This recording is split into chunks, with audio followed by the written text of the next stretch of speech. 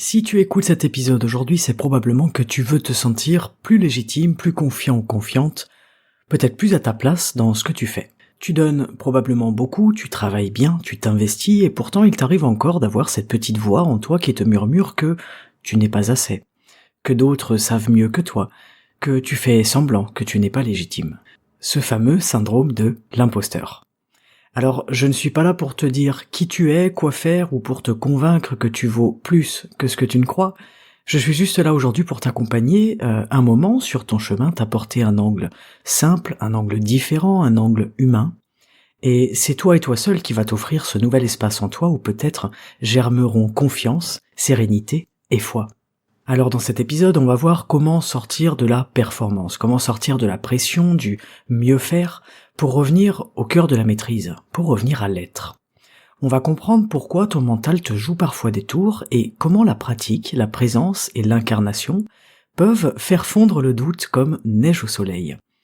Tu vas voir, ce n'est pas uniquement théorique, ce n'est pas compliqué, c'est un retour à soi, à ton expérience, à ce que tu sais déjà faire quand le mental se tait enfin et que tu arrêtes de te juger. Parce que rester coincé dans le perfectionnisme, dans la comparaison, dans l'auto-surveillance, dans l'ultra-exigence, eh bien ça finit par t'épuiser, par épuiser ton énergie, par freiner tes projets et t'empêcher de vivre ta vie et d'avancer. Alors qu'au contraire, quand tu apprends à être dans ce que tu fais, tu trouves une forme de liberté douce et solide. Celle de te sentir légitime non pas par un résultat quelconque, mais par ton expérience vécue, par ta présence, par ta vérité et par ton évidence intérieure. Bonjour à toi et bienvenue sur le podcast Libres et Heureux, je suis Margot et je t'accueille chaque samedi pour discuter de l'être humain autour d'un sujet. Aujourd'hui, le sujet du syndrome de l'imposteur nous est proposé par Cécile, que l'on remercie et que l'on embrasse. Je te souhaite une excellente écoute et on commence. Avant toute chose et avant d'aller plus loin, j'aimerais qu'on s'arrête une seconde sur le mot « imposteur », parce que son origine en dit long sur la manière dont on se parle intérieurement. Le mot « imposteur » vient du latin « impostor », formé par « imponere » qui veut dire « poser sur »,« imposer »,« faire croire quelque chose »,« abuser quelqu'un ». Et à l'époque, un imposteur, c'était littéralement quelqu'un qui trompe volontairement, quelqu'un qui fait croire ce qu'il n'est pas. En d'autres termes, un fraudeur.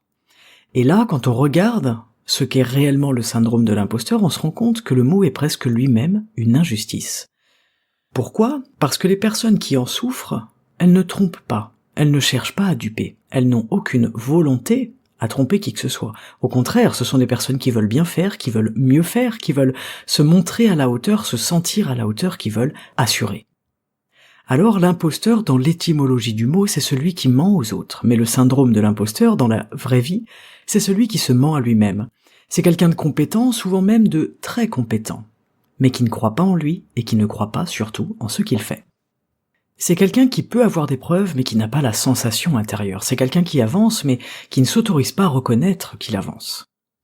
Et déjà, juste avec cette étymologie, on voit à quel point notre cerveau peut être dur, peut être injuste, peut-être même violent, dans les mots qu'il emploie à notre égard.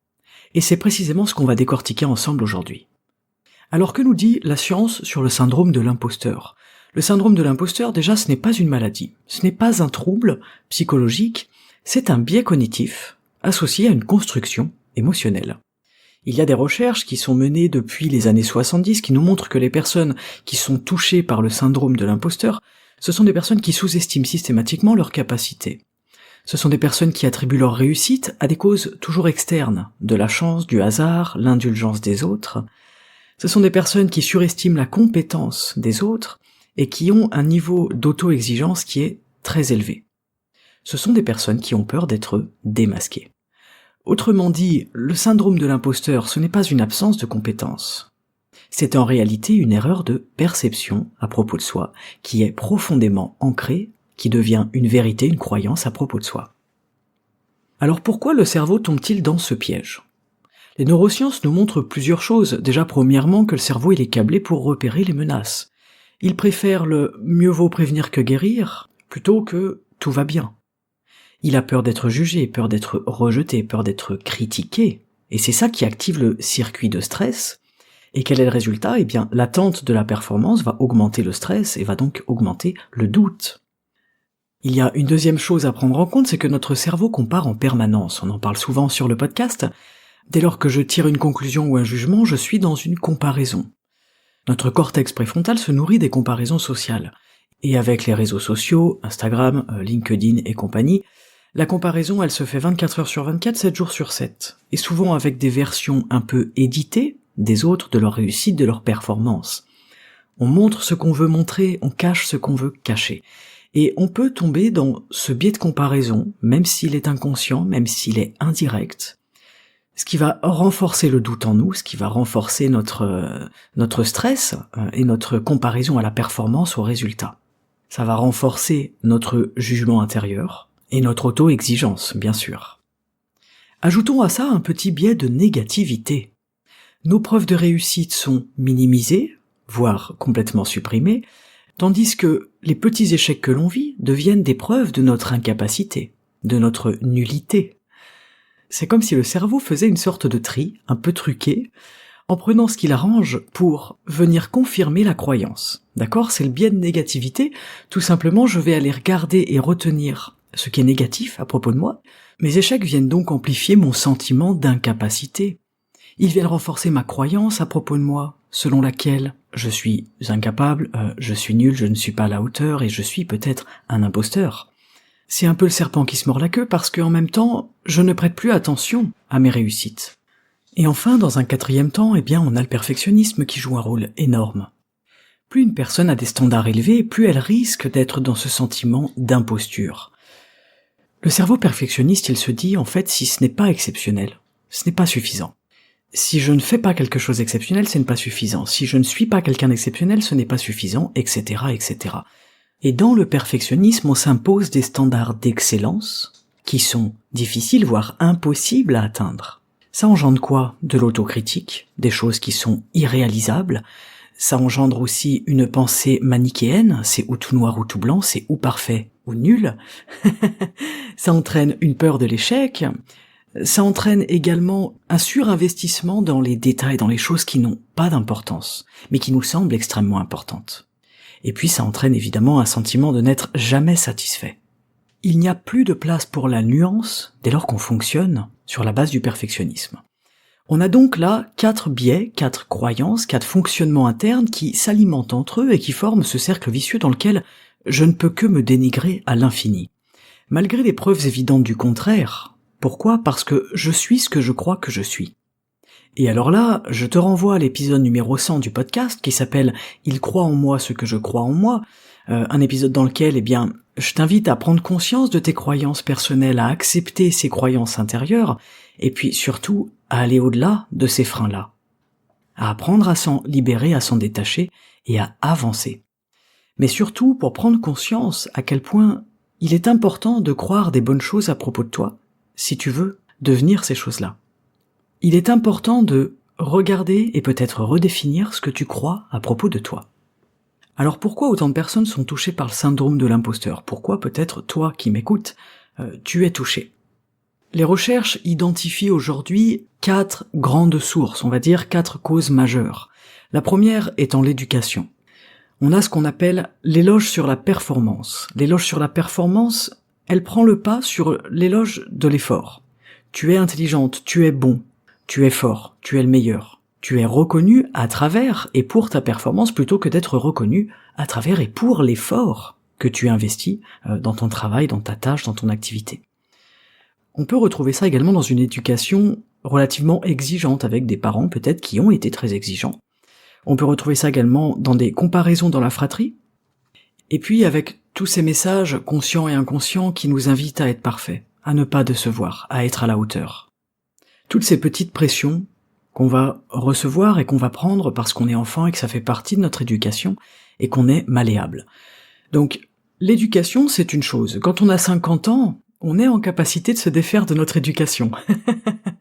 Quand on en a 20, c'est un petit peu plus difficile. Donc c'est une première chose sur laquelle on peut travailler, se détacher de l'éducation qu'on a reçue, de l'exigence peut-être de nos parents, se détacher de l'élément aussi de comparaison qu'on peut avoir dans une famille, dans une fratrie, avec des cousins, et se détacher aussi de cet éloge de la performance et peut-être de se rapprocher de l'éloge de l'effort.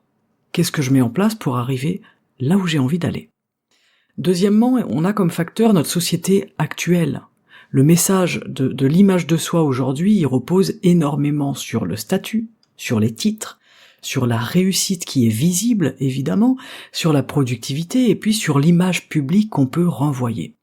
Et le simple fait de réussir implique une pression d'être à la hauteur.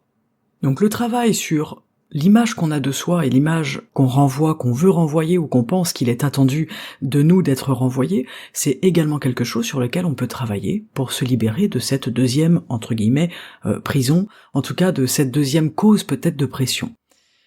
Troisièmement, on a évidemment les environnements compétitifs, que ce soit dans la médecine, dans la recherche, dans l'entrepreneuriat, dans le management, dans les métiers créatifs.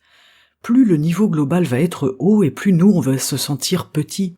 Et là on peut rentrer dans quelque chose de compétitif, on se sent en compétition avec les autres. C'est aussi une façon de se placer à l'intérieur de nous. On voit que ça vient toucher notre ego. Là, il y a un facteur de comparaison, évidemment, et il y a un facteur presque de valeur de soi dans cette comparaison-là. On rentre en compétition pour être le ou la meilleure, peut-être que ce n'est pas conscient, peut-être que ce n'est pas volontaire. En tout cas, il peut y avoir de ça derrière. Et enfin, en quatrième cause, on peut avoir les transitions dans nos vies, les choses qui nous amènent de l'instabilité, du mouvement, de la peur. Si on a un nouveau job, si on a une promotion, si on entre dans la parentalité, si on va dans une reconversion professionnelle par exemple, si on s'expose publiquement. Chaque nouveau rôle va amplifier le doute parce que je ne suis pas qualifié pour ce nouveau rôle. Je rentre dans quelque chose que je ne maîtrise pas. Je m'aventure hors de ma zone de confort et je ne suis pas à l'aise dans cette zone-là, c'est le cas de le dire, et peut-être que je me sens pas à la hauteur, peut-être qu'il y a un doute qui naît en moi. Voici les 4 grandes sources qui vont peut-être en partie contenir les origines de ce sentiment du syndrome de l'imposteur. La thérapie cognitive, elle, nous montre que ce syndrome de l'imposteur va reposer sur 4 croyances centrales. La première, c'est « je crois que je ne suis pas assez compétent ou pas assez compétente ». C'est-à-dire que même face aux preuves de réussite, même face aux choses tangibles qui me montrent et qui me démontrent que j'en suis capable, je pense en moi, j'ai une croyance qui est que je ne suis pas compétent ou que je ne suis pas compétente. La deuxième croyance, c'est que les autres personnes surestiment mes capacités. Là, on touche à mon sens un noyau intéressant du syndrome de l'imposteur, on pense que on trompe les gens. On a cette croyance au fond de nous, selon laquelle les personnes nous surestiment, qu'elles pensent mal de nous. Elles ne pensent pas la vérité. Elles ne voient pas la vérité. Et on a peut-être cette sensation de les tromper, d'être justement un imposteur. Troisièmement, on a la croyance selon laquelle on doit toujours faire plus, qui rejoint évidemment l'hyper-exigence. Je suis extrêmement exigeant ou exigeante envers moi. On a vu que ça pouvait venir de la construction identitaire suite à notre éducation. Il y a cette hyper-exigence qui va entraîner inévitablement une dévalorisation de moi, qui va entraîner quoi ? Eh bien le sentiment d'imposture. Je fais des choses, mais je ne me sens pas capable de les faire. Je ne me sens pas à la hauteur de ces choses-là, j'ai l'impression que je trompe les gens. Pourquoi ? Parce que je me dévalorise énormément, parce que je suis extrêmement exigeant. Je suis dans un perfectionnisme qui fait que si c'est pas blanc, c'est noir. Et enfin, quatrièmement, on a que la vraie compétence ne laisse pas de place au doute. On va croire au fond de nous que quelqu'un de réellement compétent ne va pas douter. Et oui, alors que moi je doute, ça veut dire que je ne suis pas compétent ou compétente. Si je doute, ça veut dire que je ne suis pas sûr de moi, que je ne suis pas à la hauteur, que je ne suis pas bon ou bonne dans ce que je fais. Ce qui est faux. C'est bien souvent qu'on se rend compte que les personnes les plus brillantes sont celles qui doutent le plus. Et elles doutent dans l'ombre, dans leur coin, toutes seules, et certainement qu'elles font un travail là-dessus pour essayer de réaffirmer quelque chose de solide et d'ancré à l'intérieur d'elles. C'est aussi quelque chose d'intéressant dans le sentiment d'imposteur, d'en parler à quelqu'un. D'en parler autour de nous parce qu'on se rend compte qu'en fait, il y a énormément d'autres personnes qui partagent ce sentiment et qui sont dans le syndrome de l'imposteur. Et pourtant, ces gens, on les voit comme brillants ou brillantes. On se dit « Waouh, mais cette personne, elle doute d'elle !» Incroyable. Ça peut nous montrer qu'en fait, il s'agit de croyances. C'est ce que la thérapie cognitive, en tout cas, nous indique et nous partage comme base pour comprendre, pour réussir à voir différemment ce syndrome de l'imposteur. et qui peut se former et reposer sur une de ces 4 croyances centrales, peut-être les 4. Je ne suis pas assez compétent ou compétente, les autres surestiment mes capacités, je dois faire toujours plus, et un vrai compétent ne doute pas. Alors maintenant qu'on a à peu près fait le tour, à peu près compris d'où ça vient, on va surtout s'intéresser à comment agir efficacement dessus. Il y a pas mal de recherches qui nous proposent des stratégies qui sont plus ou moins efficaces, je pense selon les personnes, selon notre état intérieur, selon notre vie, nos expériences, notre âge et encore une fois nos croyances. Une des premières choses va être de déconstruire notre pensée. C'est ce qu'on vient de faire pendant la première partie de l'épisode. On va essayer d'identifier les phrases qui tournent en boucle à l'intérieur de nous. Ça peut être « je n'en fais pas assez » ou « je n'en ai pas fait assez ». Ça peut être « j'ai eu de la chance » ou « c'était facile ». Ça peut être « les autres sont meilleurs que moi », beaucoup plus efficaces, beaucoup plus capables que moi. On va identifier cette pensée ou ces pensées qui sont là. C'est la première chose à faire. Ensuite, on va le remplacer par une pensée alternative qui soit réaliste. Réaliste ne veut pas dire forcément positive. Attention, on n'est pas dans de la pensée positive lambda en se disant je vais répéter un mantra et ça va tout changer. Si ça marchait, on le ferait tous les matins et on n'aurait pas de problème. La pensée réaliste, c'est en fait j'ai travaillé dur pour être là où j'en suis. J'ai travaillé dur pour apprendre telle compétence, pour faire tel projet, etc. Ça peut être, eh bien, j'ai les compétences pour être ici, c'est-à-dire je suis à ma place. J'ai tout à fait en moi les compétences pour être ici. Et d'ailleurs, si je suis ici, c'est pas un hasard. Ça peut être, personne n'est compétent à 100%. Ça peut être intéressant de changer notre façon de voir les choses. Est-ce qu'il est nécessaire d'être compétent à 100% pour avoir, par exemple, j'en sais rien, un travail ou lancer un projet? Ou est-ce que 80% suffit? Si tu crois qu'il faut être compétent à 100%, demande-toi d'où vient cette croyance. Et pourquoi il te manque 20% selon toi? Où sont ces 20%? Est-ce qu'ils sont dans une croyance dans ta tête? Est-ce qu'ils sont réels? Est-ce qu'il te manque une formation? Est-ce que tu peux la faire? Mais est-ce qu'une fois que tu auras fait cette formation, tu te sentiras à 100% ou est-ce que tu seras toujours à 80%? C'est là où on se dit, ok, en fait j'ai une croyance à l'intérieur de moi, que je suis pas assez. Je me dévalorise. J'ai l'impression que je n'ai pas de valeur. Alors on peut tenir un petit journal de preuves. Qu'est-ce que ça veut dire? Ça veut dire que je vais regrouper, je vais noter, je vais prendre conscience de mes réussites, de tout ce que j'ai fait jusque-là, de comment je l'ai fait, de tout ce que j'ai vécu, de comment je m'en suis sorti, comment j'ai avancé, de toutes les choses qui ont un jour été entre mes mains et que j'ai gérées, de tout ce qui dépend de moi, dans ma vie professionnelle, personnelle, ma vie de famille. Il faut reprogrammer le cerveau, lui apporter des preuves pour qu'il prenne conscience que ses croyances sont erronées. Cet exercice, il est très chouette à faire. On le fait souvent en coaching quand on bosse sur les croyances. Je note premièrement ce que je crois à propos de moi, à propos de la vie. Quelles sont mes certitudes? Ces certitudes, il va falloir les casser. Il n'y a rien de pire que d'avoir des certitudes en soi, c'est le meilleur moyen pour ne pas évoluer. Partout où j'ai des certitudes, j'ai de la rigidité, et c'est à ces endroits-là que je vais être complètement bloqué dans ma vie. C'est ce qui fait que je ne vais pas évoluer, parce qu'en fait, malgré tout, je ne me remets pas en question. C'est-à-dire que dans le syndrome de l'imposteur, je suis le premier à remettre en question tout ce qui est bien, toutes mes capacités, toutes mes réussites, etc. Mais je ne remets jamais en question mon doute. C'est quand même marrant. Hein, c'est quand même intéressant de le voir de ce point de vue-là. Si je remets tout en question, pourquoi est-ce que mon doute, je pourrais pas le remettre en question? Peut-être que mon doute, il est pas vraiment fondé. Peut-être que je n'ai pas raison. Et donc on va venir ensuite apporter des preuves. À chaque croyance, sa preuve. Tu peux très bien écrire, j'en sais rien, 10 croyances, et à côté de ces croyances, écrire tout ce qui dans ta vie jusqu'à aujourd'hui est une preuve que cette croyance n'est pas vraie. Mais c'est génial comme travail. C'est vraiment pour amener à la conscience un peu plus de réalité. Et on a vu que réalité n'est pas positivité, c'est la réalité. C'est peut-être, j'en ai bavé mais j'ai réussi à faire ça. J'ai fait 4 reconversions professionnelles, j'ai l'impression que je suis nul, que je sais pas où je vais, que je sais pas ce que je veux faire. C'est quoi la réalité? 4 fois, j'ai eu le courage, j'ai eu la force, j'ai investi du temps et de l'argent dans des reconversions professionnelles. J'ai repris des études. Je suis reparti de zéro. C'est sacrément courageux. Donc voilà, à chaque fois, on va essayer de remettre un peu plus de réalité avec des preuves tangibles, des choses concrètes, face à des croyances que j'ai à propos de moi. Je t'invite vraiment à faire ce petit exercice qui est en plus assez sympa à faire, assez facile et assez chouette.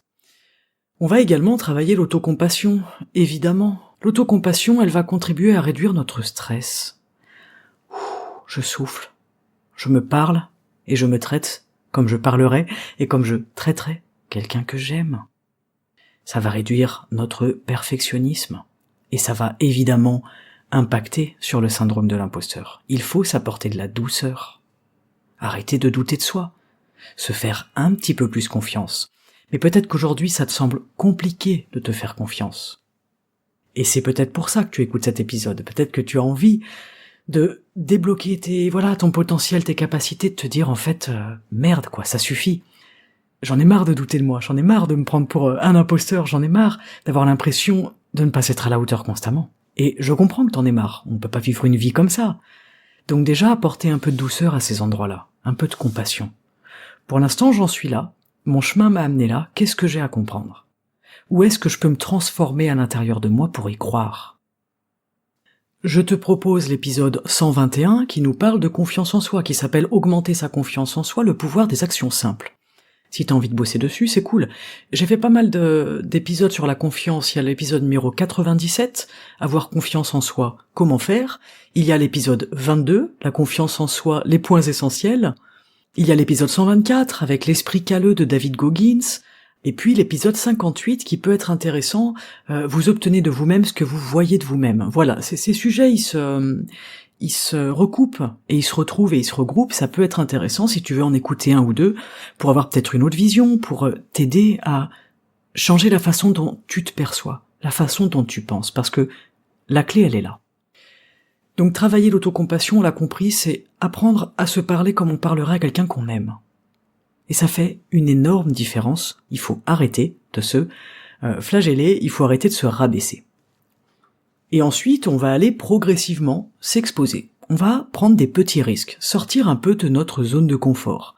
On peut commencer par dire ce qu'on pense. C'est déjà une bonne chose. On peut prendre la parole, que ce soit dans un groupe, dans un cours, en public, devant des amis, j'en sais rien, au restaurant, au bar. Commencer à prendre un peu la parole et à dire des choses qu'on pense à l'intérieur de nous. Juste pour expérimenter, pour s'exposer progressivement et voir qu'en fait, il n'y a pas de danger. Et puis ensuite, on va peut-être oser un projet. On va peut-être se lancer dans quelque chose de nouveau. Et petit à petit, on va peut-être oser se montrer. Oser être qui on est. Oser aller à sa rencontre à l'intérieur.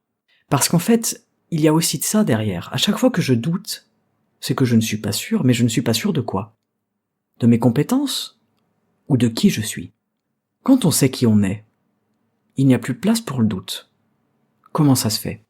Quelqu'un qui va savoir qui il est mais qui aura moins de compétences que toi, qui a énormément de compétences mais qui sait pas qui tu es, ne va pas être en proie au doute. Pourquoi? Parce que tout réside dans la façon dont on se voit, dans la confiance qu'on a en nous. Et il y a quelque chose que je dis souvent à mes coachés et puis dans le podcast, c'est si tu n'es pas encore capable d'avoir confiance en toi, c'est pas grave.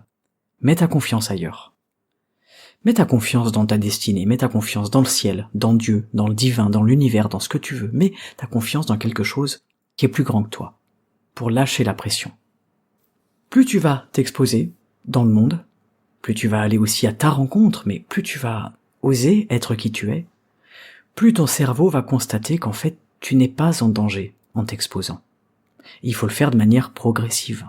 Ce sont des petits exercices, des petits entraînements concrets qui sont chouettes à faire, et tu vas à ton rythme. C'est toujours propre à une personne, propre à un individu. Donc, on va expérimenter un réel recadrage identitaire. On va passer de « je dois prouver que je suis compétent ou compétente » à « en fait, je suis en apprentissage permanent, en apprentissage continu ». Et c'est quelque chose qu'on retrouve dans le taoïsme, c'est l'humilité tranquille. Je ne me définis pas à travers ce que je fais, mes compétences, mes capacités. Je me définis par ce que je suis. C'est pas un titre social qui te définit, c'est ce que tu es à l'intérieur de toi. Et tu ne dois rien prouver à personne. Ni ta compétence, ni tes capacités, ni tes croyances. Tu dois même pas prouver que t'es une bonne personne, tu n'as rien à prouver. Par contre, à l'intérieur de toi, tu peux juste te placer en apprenant. Je suis un apprenant de la vie, je suis un apprenti. En tout cas, garde une chose en tête, c'est que le silence entretient le sentiment d'être tout seul et d'être le seul, ou la seule, emprisonné dans ses doutes et dans ce syndrome de l'imposteur. Plus tu vas parler avec des gens, parler de tes doutes, parler de peut-être ton syndrome de l'imposteur, ton sentiment d'imposteur, plus tu vas contribuer à le diminuer, ce sentiment-là. Pourquoi ? Parce que tu vas découvrir que les autres aussi, ils doutent. Et si ça peut t'aider, moi je vais te partager quelque chose d'un peu plus personnel, mais j'ai plein de doutes au fond de moi. À chaque fois que je reçois un commentaire plus ou moins négatif sur le podcast, par exemple sur une émission, parce que j'ai partagé mon avis, c'est vrai que je me suis exposé, je partage des choses auxquelles je crois, qui je sais ne font pas l'unanimité, qui je sais, comme elles sont légèrement philosophiques / spirituelles, vont avoir tendance peut-être à faire réagir. Et il y a parfois où j'ose pas dire ce que je pense, parce que j'ai des doutes au fond de moi. Et j'apprends dans ma vie petit à petit à aller voir qui je suis. J'essaye pas de convaincre, j'essaye pas de faire en sorte de parler plus fort pour qu'on m'écoute plus, ou de répondre à ce genre de commentaires ou des choses comme ça, de façon cinglante, ou pour montrer que j'ai raison ou que j'ai pas raison. De toute façon, je ne suis même pas persuadé d'avoir raison, je pense juste que je vous partage des choses que je pense à l'intérieur de moi, des croyances que j'ai. À aucun moment j'ai l'impression d'avoir raison ou tort, et en fait la question n'est pas là. Si quelqu'un a une autre vision de la vie, c'est normal, et en fait c'est cool. C'est chouette, je pense, d'avoir plusieurs visions. Pourquoi ? Parce que déjà, vous avez vu comment on se construit. Ça vient de notre éducation, de la société, de tout ce qui va contribuer à nous éduquer et à faire notre personnalité. Donc il est normal qu'on ne croit pas aux mêmes choses. C'est plutôt bien qu'il y ait des croyances multiples. Ce que je veux dire, c'est qu'à chaque fois que on ose s'exposer, même peu importe la façon dont on le fait, même si c'est juste dans notre petit cercle d'amis, on s'expose à ça. On s'expose à la critique, au jugement, peut-être à la critique de nos capacités, etc., de nos qualifications aussi, et bien sûr qu'on a des doutes. Et moi, ça fait plus de 4 ans que je fais un podcast, et je doute encore. Je doute encore de savoir si je devrais faire un podcast ou non. Ces doutes, ils sont latents, c'est-à-dire que je n'y pense pas. Quand je sens le doute, je ne lui octroie aucune importance, parce qu'il y a quand même en face quelque chose qui est légèrement plus fort, et qui s'appelle l'évidence. Pour moi, ce podcast, c'est une évidence. Chaque sujet que je choisis, je le choisis avec une évidence qui rend les choses simples. Et à chaque fois que le podcast y sort le samedi, j'ai toujours au fond de moi un petit doute, que l'épisode soit nul, que j'ai fait des erreurs, que j'ai dit des bêtises, ça peut arriver. J'essaye de pas en dire, mais je sais qu'on peut dire des bêtises parce qu'on peut croire des choses à un moment, et puis changer d'avis plus tard. J'essaye de dire le moins de bêtises possible parce que, pour moi, c'est important. Et alors j'ai toujours ce doute, de me dire est-ce que c'est bien, Margot, ce que t'as fait? Est-ce que c'est correct? Est-ce que c'est juste? Est-ce que c'est respectueux? Est-ce que c'est utile? Est-ce que ça fait grandir l'autre? J'ai toujours ces questionnements à l'intérieur de moi. Et j'essaye de nourrir le plus possible à la fois mon évidence, ma force intérieure, j'essaye de cultiver ça, et ma foi dans le fait que rien n'est là par hasard. Que si ça fait 4 ans que j'ai ce podcast et que je l'ai lancé à la base, il n'y a pas de hasard, il y a une raison. Et parfois, pour me rassurer, quand je suis, j'en sais rien, vraiment en proie au doute, ça fait longtemps que ça m'est pas arrivé, mais je me rappelle au début, j'avais un peu des fois des commentaires un peu bizarres, de gens qui, de toute évidence, savent mieux, et savent tout, et qui disent à quel point ce que je fais est nul, admettons. Ça m'est pas arrivé beaucoup, mais ça m'est arrivé surtout au début, et j'étais encore plus en proie au doute. Et dans ces moments-là, j'allais chercher des preuves. C'est quoi mes meilleures preuves? C'est tous vos messages, tous vos commentaires, tous vos retours. Et il y en a de plus en plus. Ils sont précieux d'un point de vue du podcast, de son évolution. Mais ce que vous ne savez peut-être pas, c'est qu'ils sont aussi précieux pour moi quand je traverse des périodes de doute. Quand je vois que voilà, ça a pu aider quelqu'un, que ça éclaire quelqu'un, que ça facilite la vie à quelqu'un, que ça parle à quelqu'un, c'est suffisant. Et c'est ça l'exercice dont je te parlais tout à l'heure. Je vais voir ce que je crois et je vais le confronter à la réalité. Et peut-être que pour 500 commentaires positifs, il y en aura un, entre guillemets, négatif. Et c'est ça la preuve. Et c'est là où il faut se faire confiance. Moi j'aime bien le terme faire confiance à la vie. Se dire qu'on n'est pas là par hasard, que les gens qui écoutent le podcast ne l'écoutent pas par hasard, ça j'en suis persuadé. Et que chaque épisode que je fais n'est pas là par hasard non plus. Et c'est ça qui nourrit ma foi et qui nourrit mon évidence. Voilà pour cette assez grande parenthèse, mais pour t'inviter à parler de tes doutes. Parle-en aux autres, parce qu'en fait on en traverse tous. Et on s'isole là-dedans. Et on a ce sentiment d'être tout seul face à ça. Et si je m'imagine toute seule sur un radeau au milieu de l'océan, je me vois déjà courir à ma perte. Par contre, si je vois 50 personnes avec moi sur le radeau dans l'océan, je me sens mieux. Je me sens un peu plus en sécurité. Je me sens moins désemparé. Être ensemble, se soutenir, s'aider, partager des choses, je pense que c'est déjà quelque chose qui impacte énormément sur ce sentiment d'imposteur. Voilà pourquoi aussi j'ai choisi ce sujet aujourd'hui, c'est que Cécile m'en a parlé et je me suis dit c'est une bonne idée parce que même si j'en ai déjà parlé, c'est pas grave. Il faut pas rester tout seul avec ça. Et notre époque, elle combine tous les facteurs pour être dans le doute. On a une société qui nous demande un haut niveau d'exigence où la comparaison est constante avec les réseaux sociaux. Mais ça s'est accéléré à une vitesse. Je sais pas quel âge tu as, mais moi j'ai 33 ans. J'ai découvert les réseaux sociaux, j'étais assez jeune, mais quand j'étais gamine ça n'existait pas. Et ça s'est accéléré, c'est allé à une vitesse, on n'a même pas le temps de s'adapter. Et maintenant on est dans un monde de comparaison constante. On est dans un monde de performance, on est dans un monde où il faut aller vite, il y a un rythme à tenir. Donc voilà, c'est pas que les gens sont plus fragiles aujourd'hui, je pense que c'est plutôt le monde dans lequel on vit qui s'est développé vite, qui a changé vite et qui va amplifier les doutes, parce que il y a de nombreux rôles et identités multiples à avoir. Il y a parfois une espèce de fausse transparence sur les réseaux sociaux qui sont là pour faire des chiffres et de la visibilité, à laquelle on va se comparer, qui n'est pas la réalité. Et une des vérités surprenantes, c'est que les personnes qui souffrent du syndrome de l'imposteur sont souvent des personnes qui sont très conscientes, qui sont très responsables. Ce sont des personnes qui sont extrêmement compétentes, ce sont des personnes qui sont profondément engagées, ce sont des personnes qui sont très sensibles. Elles sont très sensibles aux autres, elles sont très scrupuleuses, et ce sont des personnes qui sont très humaines. Donc le doute, ce n'est pas un défaut. Le doute, à mon sens, c'est souvent quand même signe d'une intelligence émotionnelle qui est élevée, c'est une capacité à se remettre en question qui est fabuleuse, parce que je pense qu'il en faut. Le doute peut nous aider à faire grandir, le doute nous aide à sortir de nos certitudes, à sortir de la rigidité. En revanche, on peut choisir aujourd'hui d'arrêter de chercher la performance pour revenir à l'être. Et c'est ça une des clés majeures. À chaque fois que je suis dans une quête d'un résultat, j'active le mental, le contrôle, la fixette sur le futur, la fixation quand on a une pensée qui est un peu obnubilée, on est un peu obsédé par quelque chose, on active aussi la comparaison, on active bien évidemment la peur de l'échec, on cultive à l'intérieur de nous un état de tension qui est permanent, qui ne s'arrête pas, on relâche jamais. Le mental devient alors un juge au lieu d'être un outil.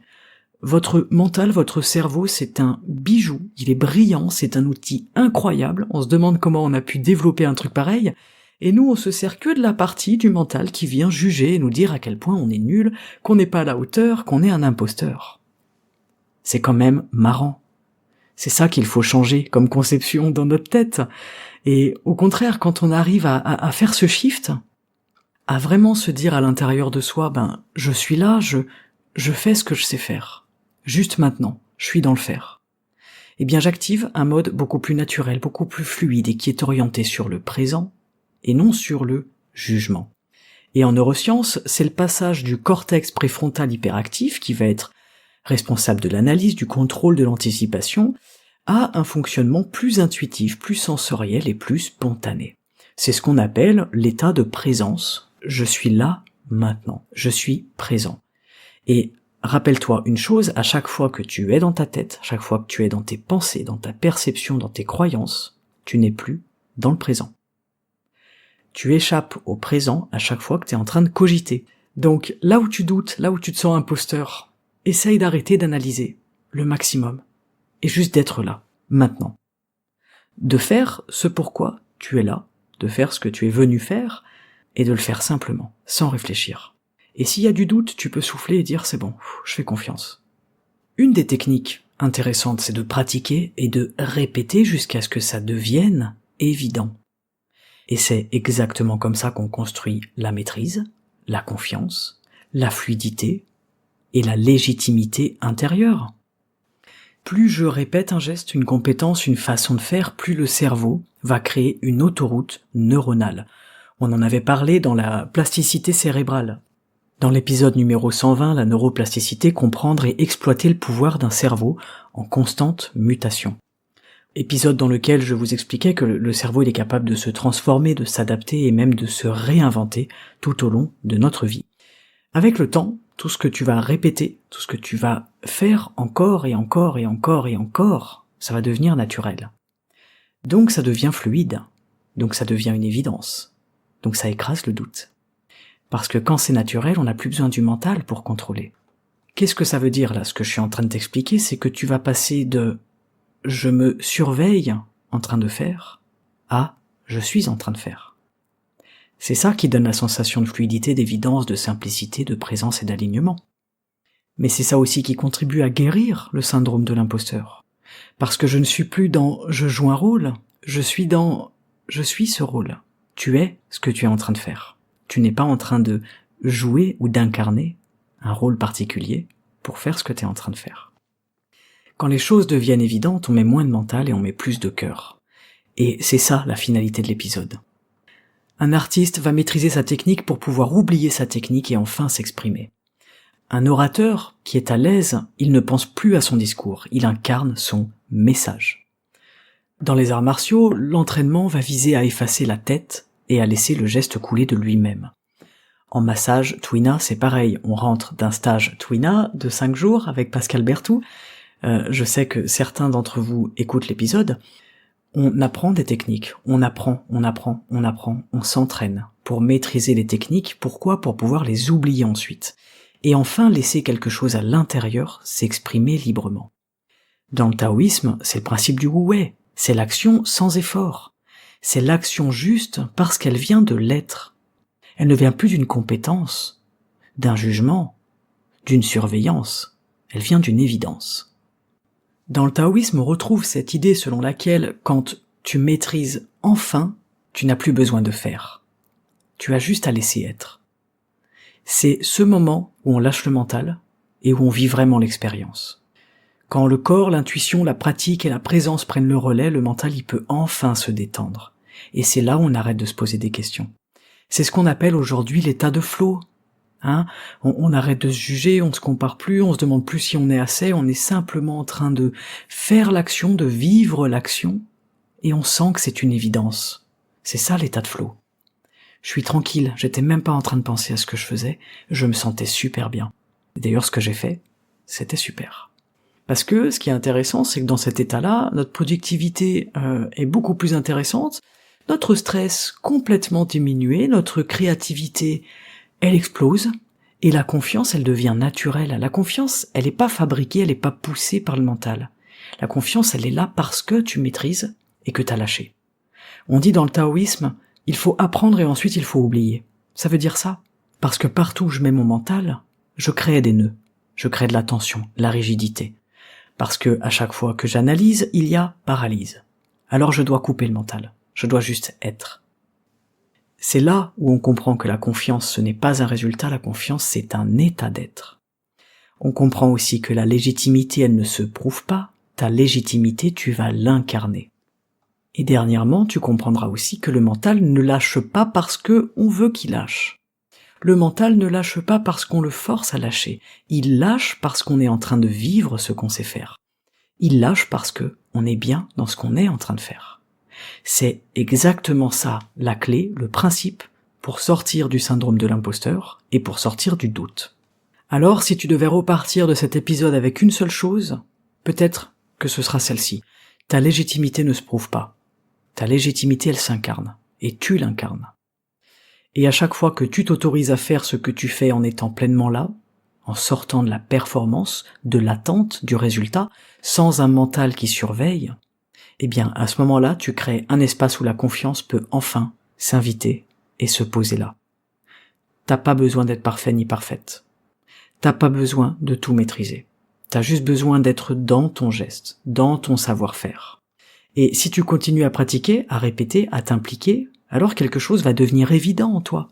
Tu n'es pas en train de jouer un rôle, tu n'es pas en train d'imiter, tu n'es pas en train d'incarner, t'es juste en train de devenir, t'es juste en train d'être.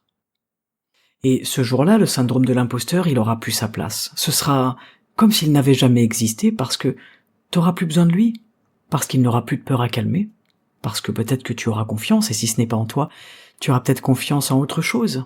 On dit dans le taoïsme que plus la peur est grande, plus la confiance est petite. Et qu'un bon moyen d'agir sur les peurs, c'est de développer la confiance. Et je parle pas de la confiance en soi, je parle de la confiance en quelque chose d'autre. Ce qu'on appelle la foi. J'ai la foi.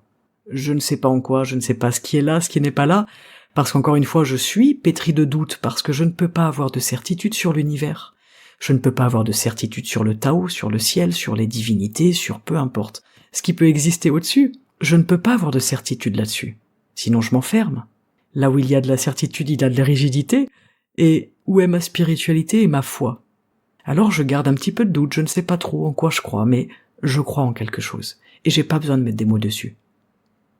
Je te remercie d'avoir passé ce moment avec moi, je t'invite à continuer ton chemin, continuer ta vie, pas pour performer, mais juste pour incarner, juste pour être qui tu es et ce que tu as à être, et vivre ce que tu vis et ce que tu as à vivre. Tous mes remerciements cette semaine à Mariette pour son généreux soutien sur le Tipeee du podcast. Encore une fois, c'est une aide précieuse, alors merci à toi. Le lien du Tipeee est dans la description de l'épisode comme d'habitude. Si le cœur t'en dit, tu es le ou la bienvenue. Je te remercie pour ton écoute, pour ton soutien, pour tes retours sur l'épisode et tous tes partages. Franchement, tout ce que vous me laissez comme commentaires, comme messages, ce sont des choses qui font du bien déjà à lire, et ce sont des choses qui font aussi découvrir le podcast, qui le font grandir, donc c'est un réel soutien également. J'espère que cet nouvel épisode t'aura plu, qu'il t'aidera aussi à te défaire de ce sentiment d'imposture pour embrasser enfin ton être et ta destinée. Je te souhaite une excellente journée et on se retrouve la semaine prochaine pour un nouvel épisode. Ciao!